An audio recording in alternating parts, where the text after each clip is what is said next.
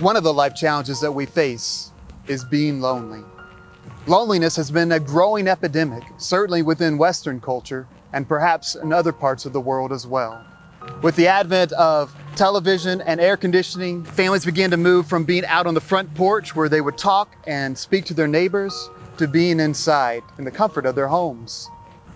As recently as the year 2000, the book Bowling Alone highlighted how across American culture, most every social indicator of people getting together, playing cards, going bowling, having dinner parties has been on a major decline.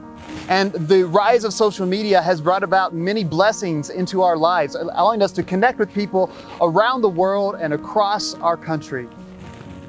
And yet sometimes this has been used as a substitute for real human connection.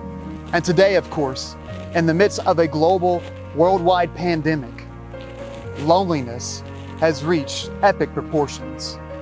One of my friends had his father contract the coronavirus, and he had to go on hospice care and was in the ICU. And for weeks, the only way that he could talk to him and see him was by his phone. It was only in the last 24 hours of his life that he was able to go in and see him and talk to him face to face with a gown and a mask on. Not what any of us envisioned in saying goodbye to a dear loved one. You see, we need people. We need each other. We need to be connected, to know people and to have people know our name, to have people to share love and life and laughter with, to have lifelong companions. And the biblical story tells us that we were not made to be alone. The biblical story opens up in the book of Genesis, telling how God created the heavens and the earth and everything that is in it. And he saw that it was good. And he created humanity. And he saw that humanity was created very good. And in fact, in all of the creation account, there was only one thing that God saw that was not good.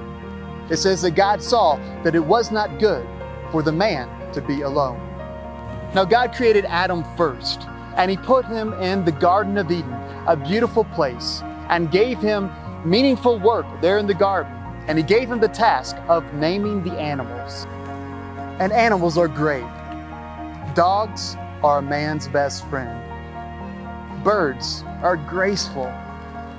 Deer are lovely and so shy and delicate. They're a beauty to behold. But you can't exactly share a meal or a conversation with an animal. You could try, but you might eat them or they might eat you.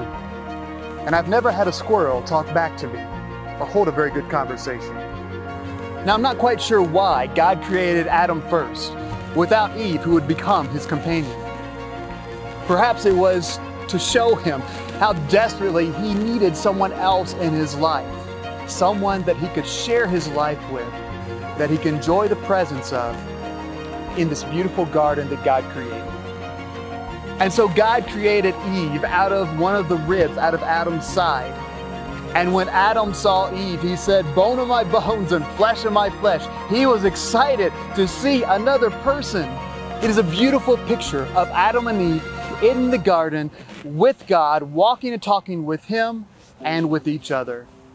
They were connected to God and one another. And so how do we keep this connection, which God intended us to have and which we so desperately need in our lives? Well, one of the ways is by spending time with family. This Garden of the Gods is such a beautiful area that really showcases God's creation. Just beyond Garden of the Gods is Pikes Peak, which is one of the tallest and most well-known mountains in the United States. And up on Pikes Peak, there are so many beautiful lakes and streams and forests. In fact, there's a little meadow there that the locals have called the Garden of Eden. It was such a wonderful place for us to go together as a family, to spend time together, to share a picnic, to go on walks together, and to enjoy God's wonderful creation. It was truly a time for us to be connected. We've been gifted with children and grandchildren, parents and grandparents for only so long. And we should take advantage of every moment that we have.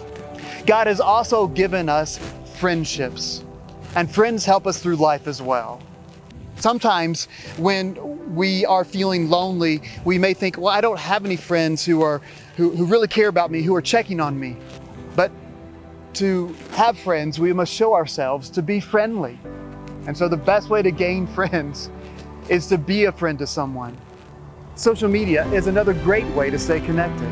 And the best use of social media is, in fact, to be social. That is, to interact with others. Studies have shown that just passively taking in social media may not be that uplifting. But if we use social media to reach out to others, to interact with them, to share life with them, to send them a prayer, a blessing, a note of encouragement, that in fact will bring blessing not only to them, but to our lives as well. One of the ways, however, that God has given to us to feel connected to others is to actually go out and to serve others, to serve people. In our family, we thought and prayed about how could we reach out to someone during this time. And so we came up with the idea of getting donuts and delivering them with notes to many of our neighbors, because everyone needs more fried dough in their diet. And we wrote on those notes how thankful we were to have them in our neighborhood, to have them as neighbors and friends, and that we were simply giving a small blessing to them because God had blessed us so richly. And it seems like every one of those boxes of donuts that was delivered was well received. And of course, God created the church, God's people, to bring further blessing and connection into our lives. None of us were made to be alone. And I'm particularly mindful of those during this time who are single or perhaps older and unable to see family members. But through the church, through God's people, we can have people who love and care for us. We can find grandparents and grandchildren, children and friends. Recently, I saw a moving video of two cousins who, because of the lockdown, had not been able to gather together for many months. And as their parents got them together in the backyard, there they were spaced, socially distanced, 6 feet apart. They told them, it's okay. You can come together now. You can hug each other. And as they walked towards each other and they began to wrap their arms around each other, they began to cry, tears of joy, because they could finally hug and touch one another. That human touch that we all so desperately need. You see, God did not make us to be alone. We need each other. We need that love. We need that human affection and touch. We need that connection in our lives. And now, how about you? When have you felt lonely? And what are some things that you've done that have helped you feel more connected to God and to others? May God bless you and bless us all on this journey of faith towards God.